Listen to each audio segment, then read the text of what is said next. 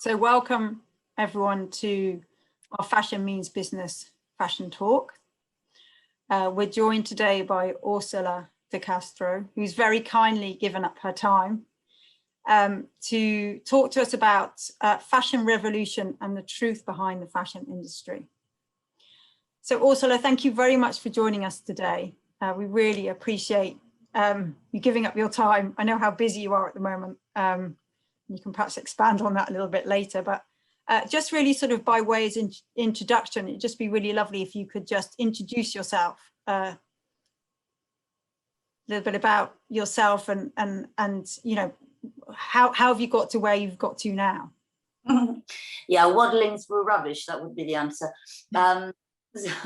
So yes, I did start in the late 90s with a small upcycling brand called From Somewhere, which was one of the exhibitors, one of the successful exhibitors at London Fashion Week, and which was, it started by me only reusing things that I found. To begin with, it was secondhand, then it became warehouses of secondhand clothing, and then it progressed to us using pre-consumer waste, particularly from the luxury industry.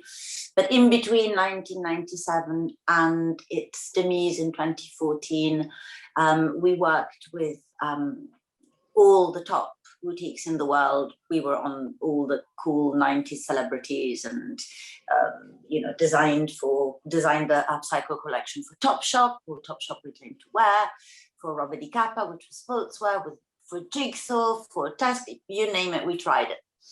That led to me co-founding and co-curating Estetica, which was the British Fashion Council Sustainable Fashion Area at London Fashion Week that I did curate with my partner, still husband, Filippo Ricci, with whom I still work on Fashion Open Studio, and the brilliant Anna Orsini from the BFC. Estetica also ran from 2006 until 2014, and it was really the playground of so many movements that were born in the UK at that point in time. You know, we're thinking Centre for Sustainable Fashion, but also Professor Becca Early with her TEDx 10, Ethical Fashion Forum, and probably more. So, you know, I mentioned 2014.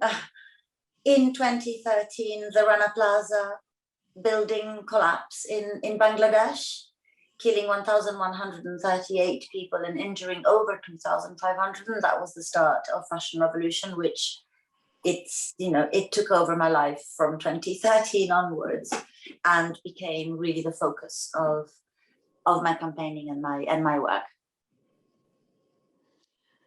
Okay, so actually, the Rana Plaza disaster actually led you to set up Fashion Revolution. Perhaps you could give us a little bit of an insight into actually what is Fashion Revolution. Absolutely. So it is by now the biggest activism movement in the world, fashion activism movement in the world. We have a presence in 92 countries. And I guess that's really what makes us very different, because we acknowledge that this industry is different regionally, and every country will have a different interpretation and different needs when it comes to their fashion.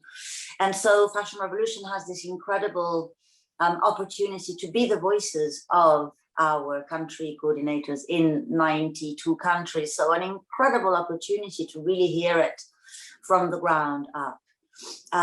We started by asking what sounds like the simplest questions in the world, but it's one of the hardest to reply if you're in the fashion industry. And that was, who made my clothes?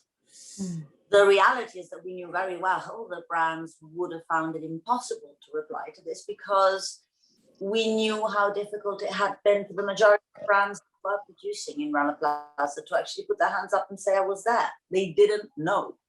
You know, we know of behind the scenes frantic calls between CEOs and CFOs of big companies saying, where were we producing there? Was the Rana Plaza factory complex one of our suppliers?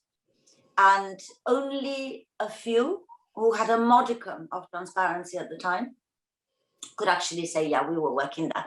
took 1 year for Benetton to admit and pay. So, you know, this lack of transparency was killing people, because immediately after the crisis, nobody could be held accountable for the money that was needed to get these people into hospital, to help them, to, you know, protect their families. That's transparency. It might not lead you to best practice. It might lead you somewhere like Rana Plaza. But the organizations on the ground are facilitated by this data and by this information. So for us, it became the first important thing. Then we, as a consequence of that, we launched our Fashion Transparency Index, where now we look at over 250 brands for what they publicly disclose around their supply chain. Again, you know, unfortunately, transparency is not mandatory. It's self-regulated, which in itself is not brilliant.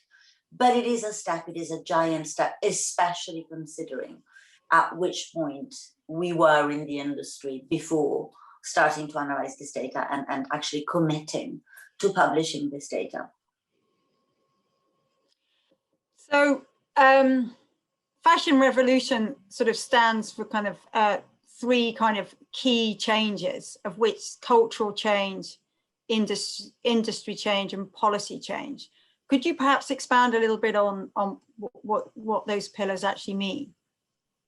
Yeah, I mean, you know, the reality is that this is not an industry where one sector of society can take over and resolve the problem. This is an industry that affects 100% of the population.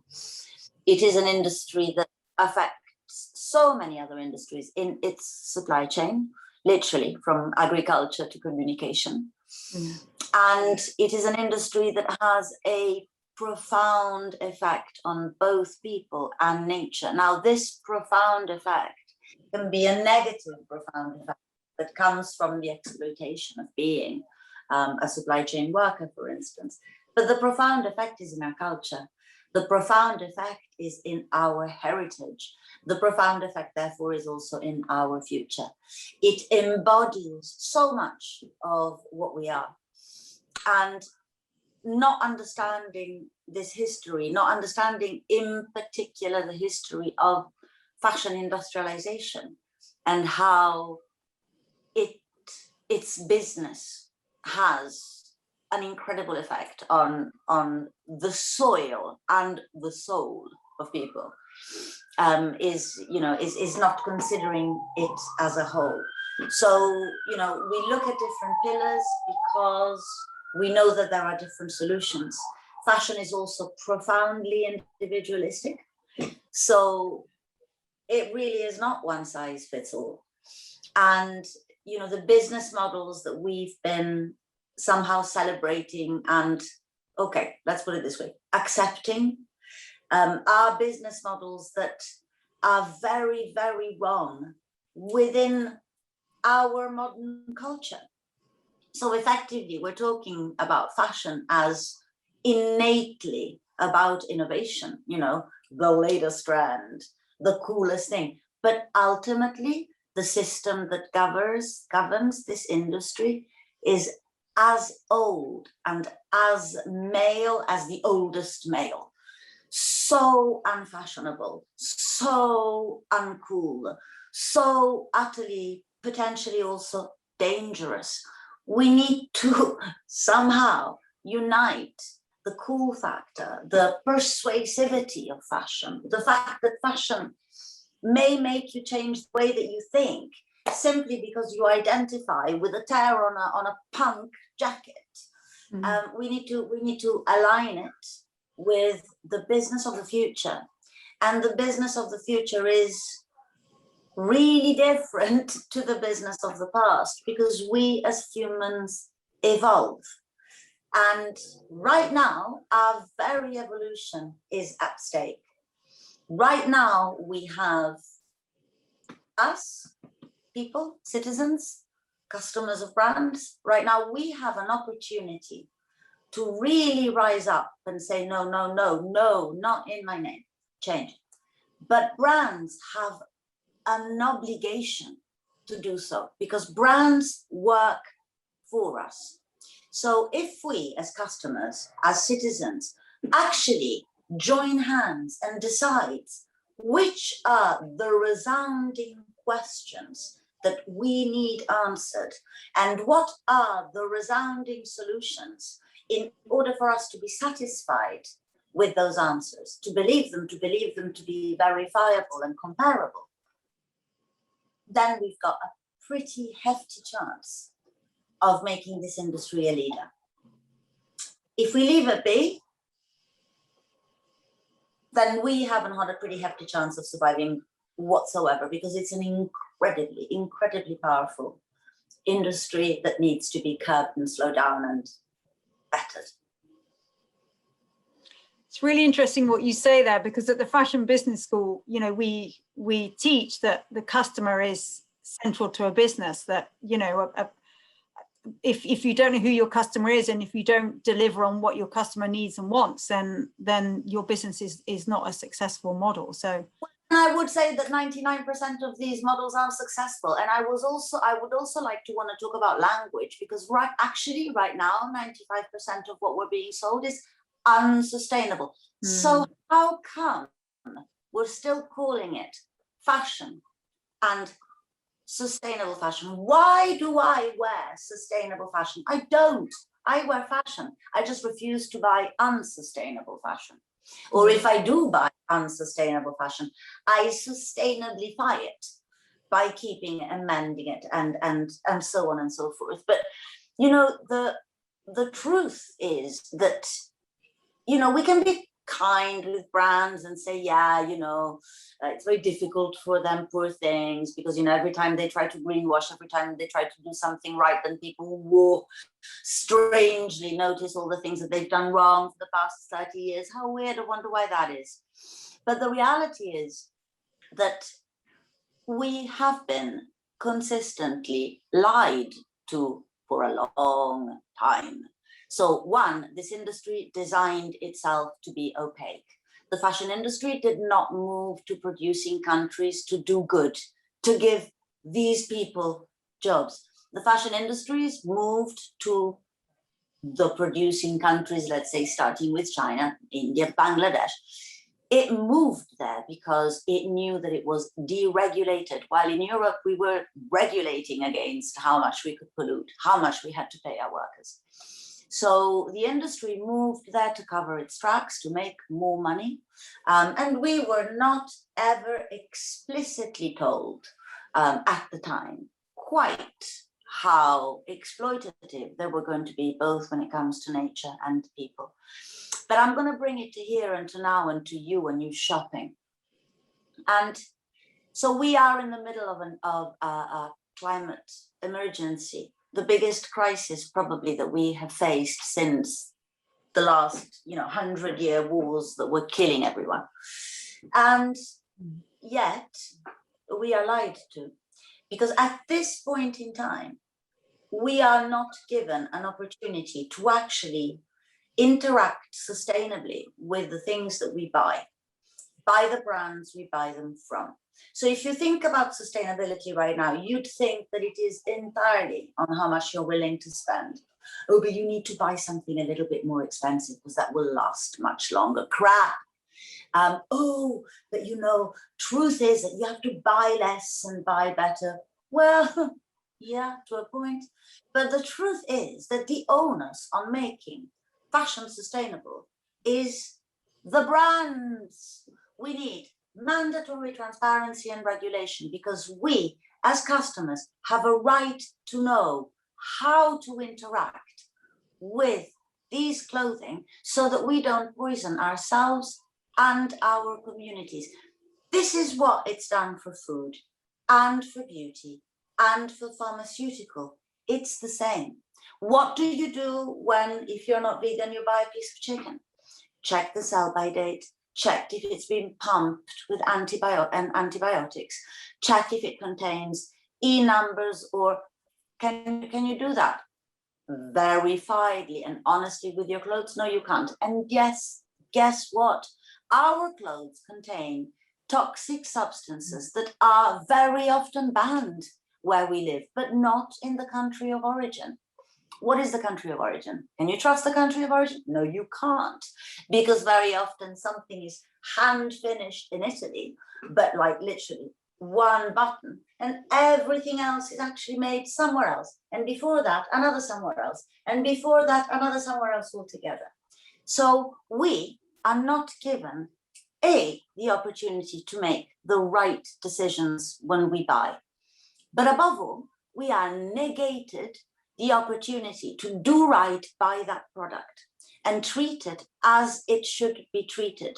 Again, for our benefit, our health, and that of the planet and our immediate community. So, I mean, as far as I'm concerned, this is not just bad practice. This is deliberately treating your customers in a way that is putting them in danger. And the fashion industry is putting us all in danger. The fashion industry is putting us in danger from cultural exploitation, social exploitation, environmental exploitation, and it's hiding it all behind a pretty shirt. So. Okay, so Rana Plaza, 2013, the birth of fashion revolution, shocked the world. However, what sort of changes has that brought, in your view, across the fashion industry? Certainly a massive argumentation of awareness. So we all really know what transparency is, what it's supposed to mean. When a language itself becomes mainstream, it's useful, because it means that people will be able to gather information more easily, to compare more easily, and to form their own opinions, which is really, really, really what we need more than anything right now. I mean, this is not a difficult subject, but it is complex. And complexity means that you have to learn and look at different things. So for sure, since Rana Plaza, this has changed hugely. The brands are really beginning to understand that they're not going to have much business at all unless they, innovation and sustainability. The young designers are aware of the fact that, again, they won't be employed unless they have a pretty good, pretty hefty bag of this knowledge. But, unfortunately, it sort of felt at the time like a lot was changing, and then it plateaued. And then guess what? It's now during COVID that we are seeing yet again the fact that during a tragedy, the magnifying lens shows us everything that we do wrong. And so again, when it comes to the business of fashion, it was so evident in Rana Plaza how wrong and dysfunctional it was. And COVID has made it even worse, because for the first time, it's actually affected us on our doorstep. And I'm referring to Leicester, for instance, where not only garment workers are, outrageously underpaid, but they were also made to work in such conditions that they ended up spreading COVID throughout their community. That's what was discovered at the time. So, fast fashion or supply chain, these aren't distant, far away land. You can presume quite, surely that the supply chain is extremely connected with your wardrobe. And anyway, whenever you buy something, you become a part of the supply chain anyway. So, we're all in this together, really. So as horrifying as it is for us to have learned some of these practices, which have been magnified by COVID, do you think the industry is going to learn from this? Do you think COVID is going to change the way we are, or the way fashion businesses work? Not immediately, I don't think so, no. But inevitably, yes, in the sense that it's too obvious. The profound inequalities that we face, the profound inequalities that stop us from being equally invested in the environment that we all share and in each other's health and well-being, have been crossed. I mean, I think it's very clear that there's been a very unequal way of suffering, that there has been an even more unequal distribution of dignity and indignity. I mean, you know, we see the tragedy of someone, you know, the CEOs raking millions and millions and trillions even, while owing their own garment workers billions in unpaid wages. I mean, it's just so profound, shocking when you see it, you know, of a Monday morning in your local newspaper, that this is what's going on. There have been amazing conversations and there have been amazing campaigns. And I would cite, I guess, three. The Remake Our World campaign with the Pay Up hashtag, and now with the Share Your Profits hashtag. The work of the Slow Factory, which has been providing free lessons for anyone that really wants to analyze and understand more around colonialism, particularly from a fashion perspective. The public speaker and influencer Aja Barber has also really been talking a lot about, you know, affordable fashion, but how can we call it affordable if it's not affordable to the planet and to the people who make it? And you know, we really will need to change, and we really will need to slow down. So in my book, which I've published very recently, and it's all about mending, but it's not a how to mend, it's a why to mend, because I'm not a very good mender myself, but I know a lot of brilliant ones. But the thing I'm talking a lot right now is around how dangerous it is, the recent narrative that fast fashion is so badly made that it doesn't warrant being repaired. And you know, this is really not what you tell a child growing up whose culture is already telling them don't wear the same outfit twice. So I am very much one woman crusade around this, but it's very interesting because even in just a couple of months I'm beginning to see results. But I'm basically saying all fast fashion stores provide repairs, because the truth is that repairing is niche and it's expensive, and we now need societal change in order to make sustainability available for everyone and not just those who can afford it. And so, you know, these are the businesses that we need to look at in the future, things that are potentially the opposite of what we're imagining right now, like literally, whoops, let's turn it around. But the reality is that the way that we've been brought up, my generation, your generation, hasn't changed so much.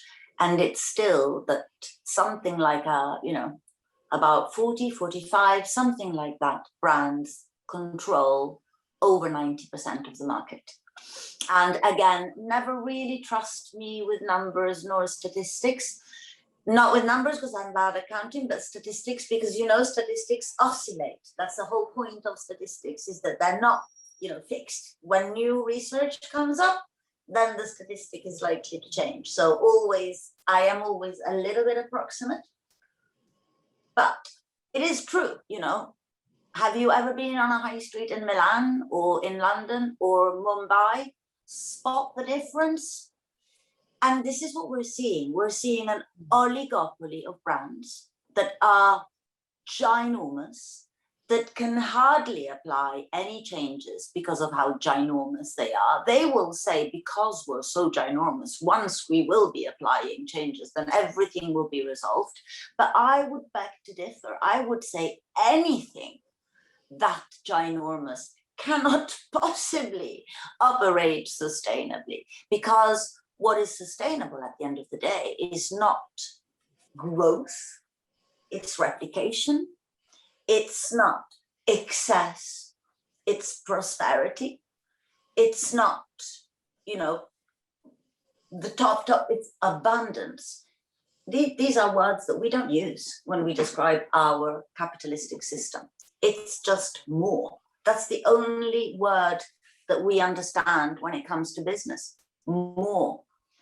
And yet it's the opposite is true. I mean, more is, millions and millions and millions of brands. And I mean, when I say millions and millions, people automatically think I'm talking about H&M or Primark. But I mean, Armani jeans, do you want to know how many millions of clothes Armani jeans does?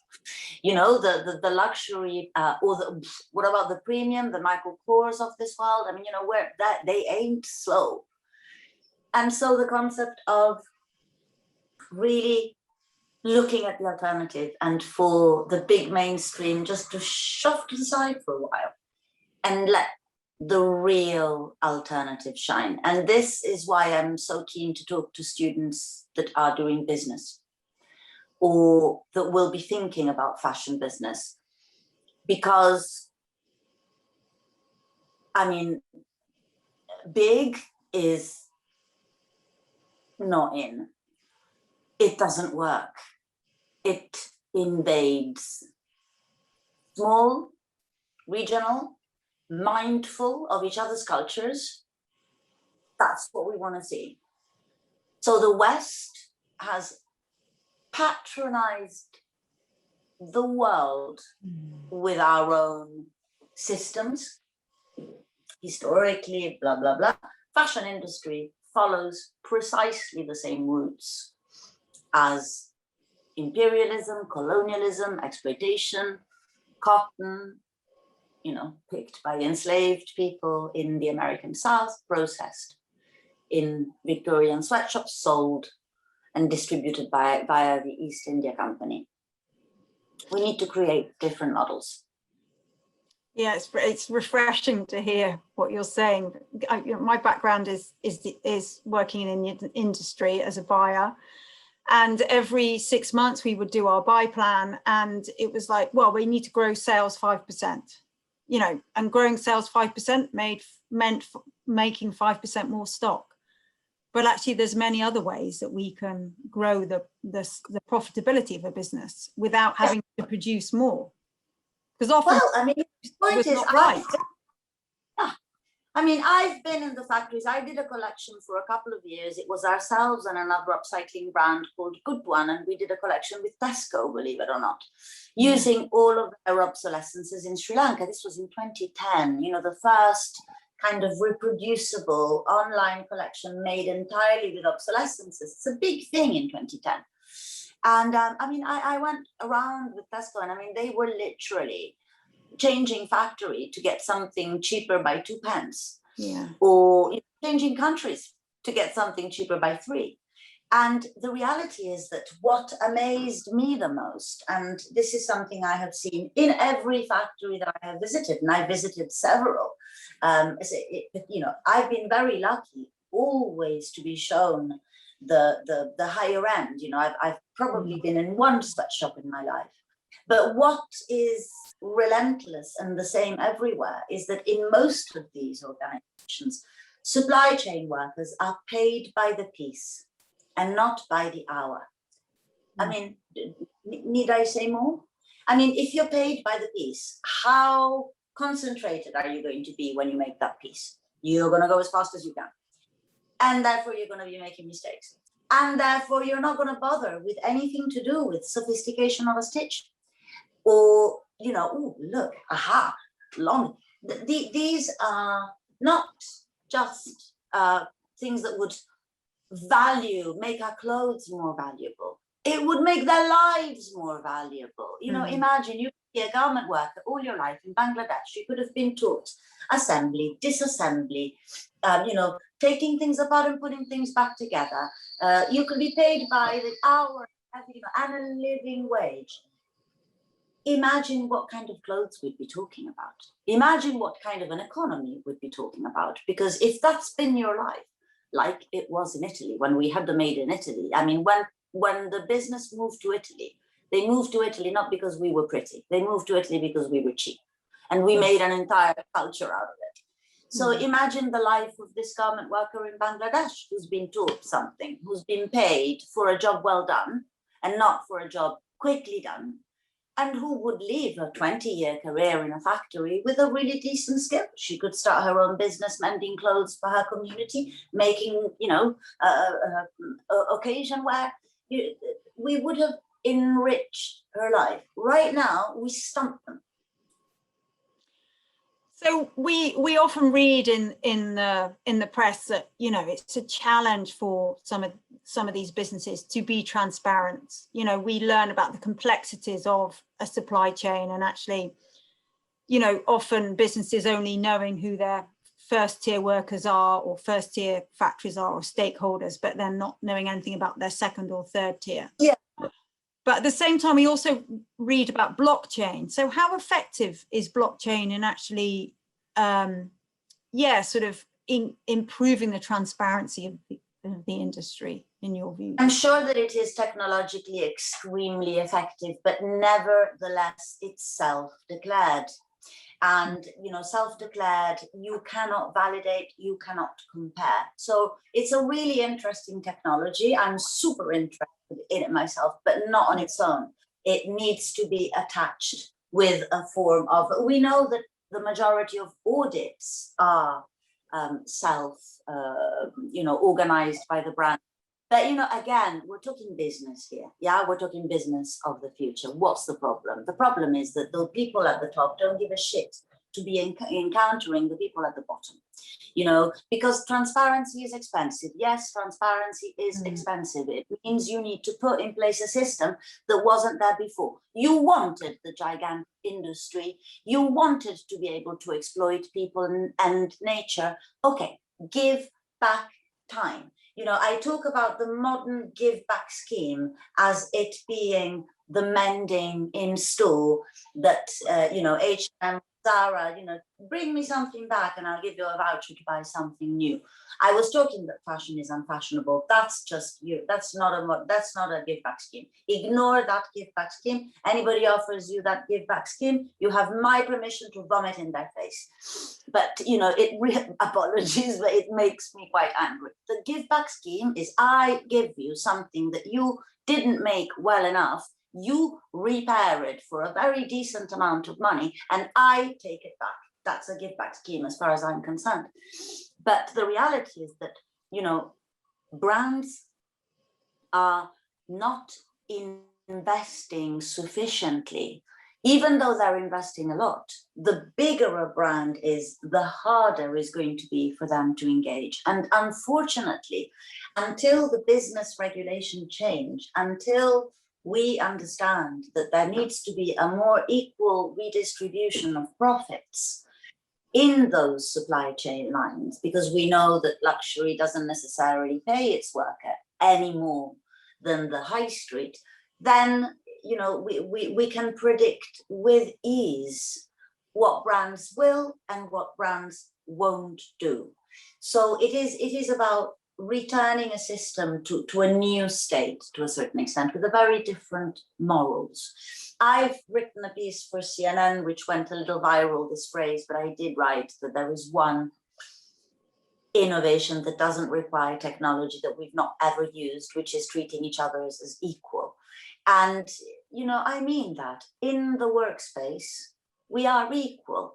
How different am I to the woman who made my clothes? Why should it be that by birth or luck, my life is so different? And why should it not be, as a businesswoman that I've been, my utter commitment to ensure that the people that work with me are as happy as possible as I am?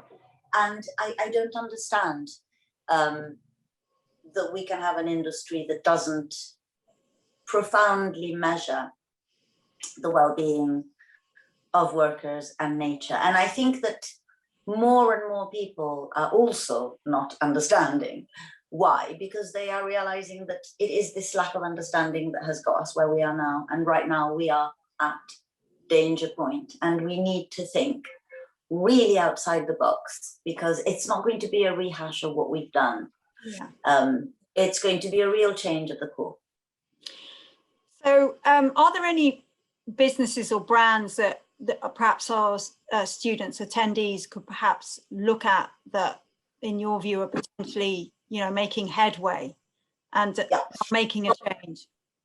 Absolutely. So first of all, I would suggest that you look at fashion. One second, let me do it like I normally do it. Not a great multitasker. Okay. Okay, this is really right out there, but it's our Fashion Open Studio initiative. Yes. So this is one of Fashion Revolution's initiatives. We've been working with a cohort of designers for the last 4 years. They've changed. This year we're going to have, I think, designers from 21 countries globally. And these are unheard voices, unseen practitioners, some with the most insane talent, others who are just, you know, you can smell the talent, you can't quite see it yet because they're just starting up. Yeah. And every single one of them deserves our attention. Every single one of them has got something new to say, and every single one of them is somehow crushed by this mainstream, like, you cannot scale, you're not scalable, you're not this, you're not that. And yet these guys are just carrying on, making their own parameters. And some of them are really extremely moving. I'm thinking of, you know, Oshadi, who inherited a South India factory and is working the land behind it to make it regenerative. So the 2 generations of factory owners, real different attitudes between the father and the son. We have some of the UK guys that you know and love so well, from Christopher Rayburn to Bethany Williams, but we have, you know, designers upcycling proper factory waste in India,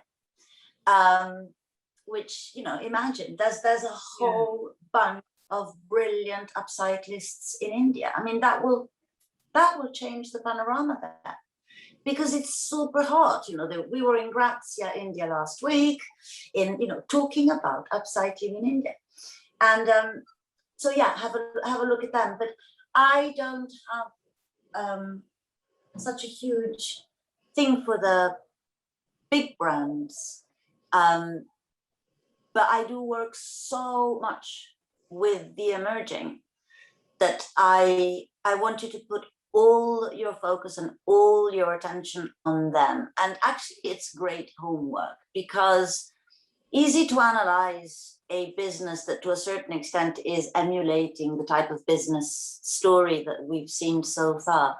Some of these guys actually seem impossible to businessify. And yet, I was one of them 25 years ago. I was a brand that would never have been taken seriously. And I now have, you know, it did work. It did work as a business. And now I have, you know, hundreds, if not more, that are doing something similar, and it is also working. So if you look at some of these guys that are talking about regenerating snails, or, you know, leather from, you know, earlobes, or the weirdest thing that you could possibly imagine, have a look at them and think, could that be the business of my future?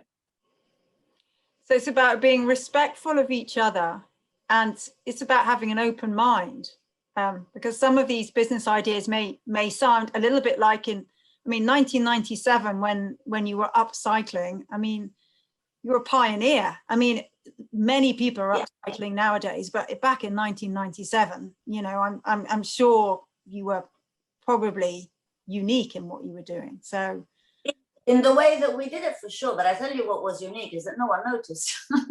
So if I didn't say, nobody would bother asking.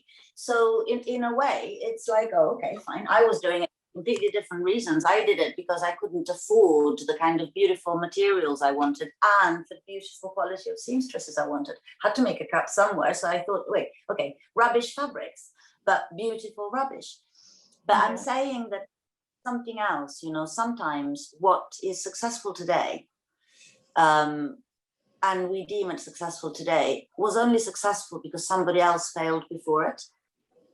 And one mistake that we do, especially at these, you know, events such as like Copenhagen Fashion Summit and blah, blah, blah, is that we only really venerate what went right, but we don't look at what went wrong. But what went wrong didn't necessarily go wrong because it wasn't right. Sometimes things go wrong because they haven't got the right money, because they haven't got the right people.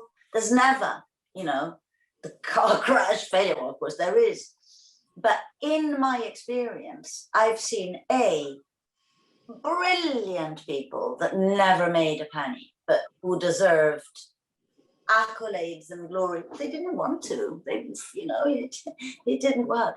Or brilliant systems and brilliant ideas that could have worked, but either weren't believed or, didn't function. So that's what I see about my guys. I'm almost interested in the ones that are going to do wrong, because I don't see success unless it's preceded by failure. Yeah, I mean, we learn by mistakes, don't we? And we need to take risks in order to realize, when to learn. Okay, so we have quite a few questions that have come in, Orsola. So I'm going to open up the floor to questions. So the first question that I've got for you is that comes from someone who has a sustainable business. And the question is, as a brand, how do we market our designs so that our customer knows we are sustainable yet fashionable? By never using the word sustainable unless you need to, or by using it, what do you mean by sustainable? I mean, I'm assuming that you will have that you're not going to be just sustainable, that there will be a choice in what you do. It's either your materials or your social. That's not sustainable. There are practices that you are using in order to make your business sustainable.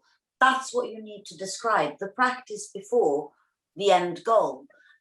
Sustainable, as there's a really interesting definition of sustainability in the dictionary. I suggest to everybody that you look at it. You probably are anywhere near there.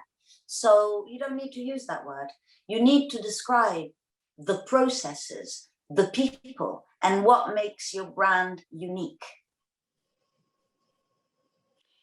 The word sustainability we use too frequently for too many different aspects. You're right. Sustainability actually means longevity. So something that's got a long-term vision. There's another question here about greenwashing, and Valentina's asking is, how can you know a brand is not greenwashing? Sometimes it's hard to tell what a company's real values are. It's not. No, it's absolutely not. I'm rephrasing the question. How much time have you given yourself to tell if that's a greenwash? So I am asked this question several times a day. Yeah. Sometimes hundreds of times a day. And so please forgive me for being a little bit formulaic in my reply. So what I am saying is, thank you for asking me my opinion. But in this case, my opinion doesn't matter anywhere near as much as you developing yours. So I'm giving you some homework to do so that you can answer your own questions. So the first one is, when you buy yourself a skirt, a dress, or a piece of something online or browsing in a store, how long, how much time do you give yourself to find the perfect shade with the perfect zip, right color, fits around the bum, doesn't make you look fat, is cheap enough as you want it, and it comes in a delivery that suits you? Calculate all of that time. You'll see that it adds up, and start searching with a completely different criteria. Start searching what's contained in that perfect blue that I am looking after. Start thinking not at the size of your waist or the size of your bum, but the size of the pay package that the people who have made those clothes are being paid. Then you go on to the brand in question and you look at their website, and you will see that there is something called a code of conduct. So you go there and you read that code of conduct. Does it satisfy you?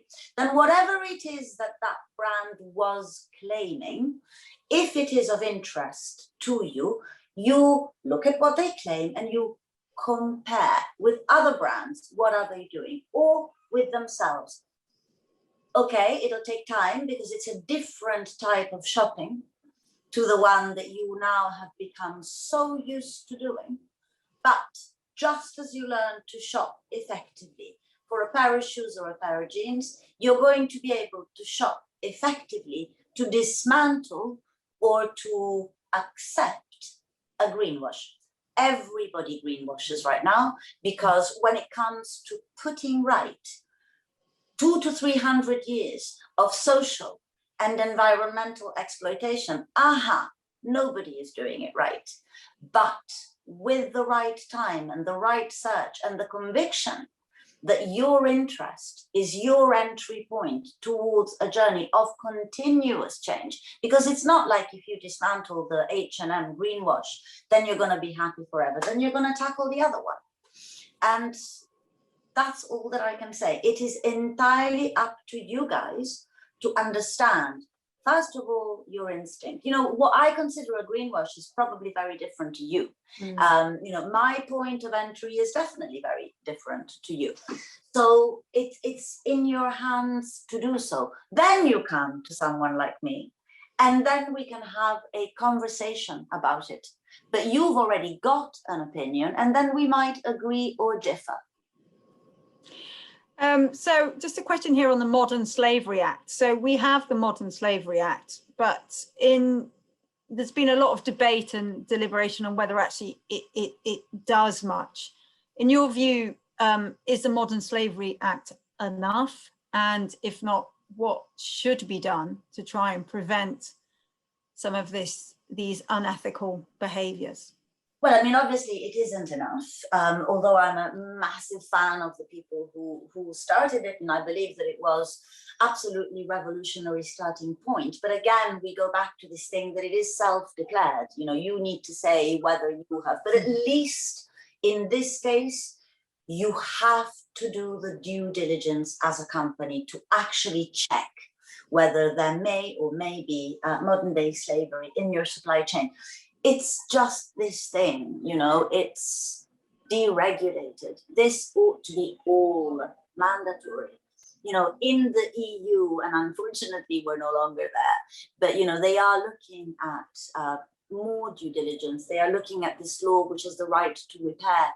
In France, they started la loi de diligence, which again puts the emphasis on brands to actually, scrutinize their own supply chain. But the reality is, again, it's still self-regulated. So we really need companies to become so engaged with these processes that they will be just the done thing. Then I'm pretty sure that governments will legislate to make it mandatory, but under no illusions. The fashion industry absolutely 100% needs to be regulated now.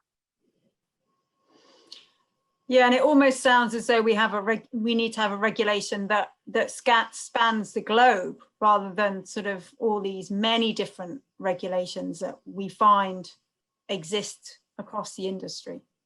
Well, I'm sorry, I have to remind you who I am. I'm the creative director of Fashion Revolution, and we have a pretty brilliant policy team, and I am not in it for very specific reasons. So I don't want to take question time on questions where I'm not as accurate as I could possibly be. But please do check the Fashion Transparency Index, do check our website, because for all of your policy questions, they are answered. I'm just not the best at answering them. Okay, perfect, thank you. So there's a question here about global sustainability and how that incorporates corporate strategy, economics, profit maximization across large-scale companies. The question is, do you feel we need to go back to more the sort of atelier and couture concept as an industry? No, it's just that we need to have an industry that accepts differences. And right now, this is precisely what we haven't got. Think of the word couture. I mean, couture is the same. In every house that does couture, they'll do couture the same. And yet, there's so much that you don't know. Trust me, couture embroidery, no, it's not done in-house. It's done in India, even couture. So even couture lies. So absolutely not. Nope. I don't want a system that is that elitist. We need to celebrate the differences. The differences is going to be that, imagine if you're sitting in front of 10 apples. Nowadays you go to the supermarket, all the 10 apples are chosen to be the same, and then all of the bad apples are chucked away. I want the bad apples. So imagine you're a designer and you're designing a shape. The closer we get to skeleton, the more we are exactly one like the other, which is why all of these brands design size 6s and size 8s, because it's so easy. The difference in us is in our substance, in our curves. That's what makes us different, one from the other. So even when it comes to businesses, we need to understand that it will never be one model fits all. If we really do want to implement some kind of biomimicry into our lives, and that is, emulating nature, we need to see what nature does. And nature is the, a mother inventor of all diversity. And fashion is the mother inventor of all the sameness. So we need to antagonize these systems, but bring in so many different ones. Interestingly, though, in reply to your question, I teach at Central St. Martin's MA, I lecture. I always do the first talk. And last year, out of 54 students that I spoke to, only probably 51 or 40 they didn't identify with the fashion industry, that they identified much more with the concept of being precisely what you described. So a small couture business on the high street. But again, fashion is about everybody being different. And therefore we need to imagine an industry that accepts those differences. Pretty much the opposite of what we got now. And then just one further question. From a consumer's point of view, how do you convince people to pay more for a sustainable product, a product that's ethical, I suppose? You don't. It shouldn't be that way. So the truth is that right now, you should be convincing people that they are paying more to buy something that is unsustainable, and that they're paying the kind of, scented, luxuries of the guy at the very, very top, the guys at the very, very top. The truth is that there is, again, go on Fashion Revolution, plenty of information that if you wanted to pay a garment worker a living wage, the actual price of a t-shirt would rise by maybe 30 cents. So what we need to convince people is that when we are buying something that it's too cheap, nevertheless, that too cheap amounts to being incredibly expensive, a ton load of money going at the top and not at the bottom. So we first of all need to stop thinking of sustainability as being achievable via the act of buying. It isn't. The act of buying is the act of buying. Sustainability is what you do with what you've bought, and all the choices that have gotten you to choosing to buy one thing rather than another. So I often say, when people say to me, what's the best shop where to buy sustainable brands? I say, get out the house, start walking, go to the park, and then maybe something else will happen. So right now, it's either too cheap or too expensive. What we need to do is convince society that its citizens have the right to live a sustainable life as much as their next door neighbor with a ton load of money. That's what we need to convince. And brands have an obligation to be included in that conversation. And as I said, after making 30, 40 years of grossly inadequate profits on the shoulders of people who have struggled to live and struggled to love, give back.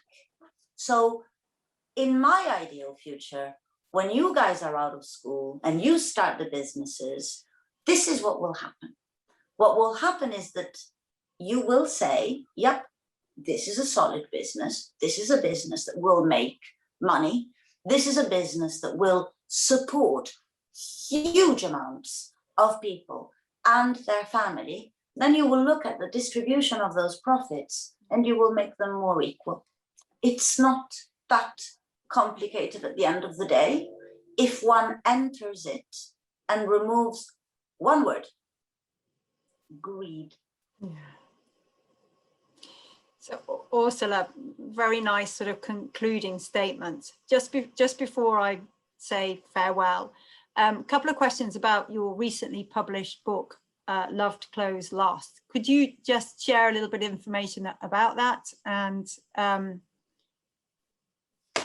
so it's, as I said, it's a book on why to mend, but it's got a lot of how to mend. It's a book that responds to the creative me. So again, it's not a scholarly book, but it is a book that really tells you the story of why it's so important that we think about longevity. I totally agree with you, Hannah. For me, the closest way to describe sustainability is longevity. And longevity, we're obsessed with longevity as people, so I don't understand how we can't transfer quite so easily the objects that surround us. But it's a really, really cheap book. So I know that you guys are students, but maybe you could buy one copy and share it between 10 of you. It's like £8 or something. I do think you should read it, not because I wrote it, but because I'm being told by so many people that everybody should read it. So now I believe them. Published by Penguin Life.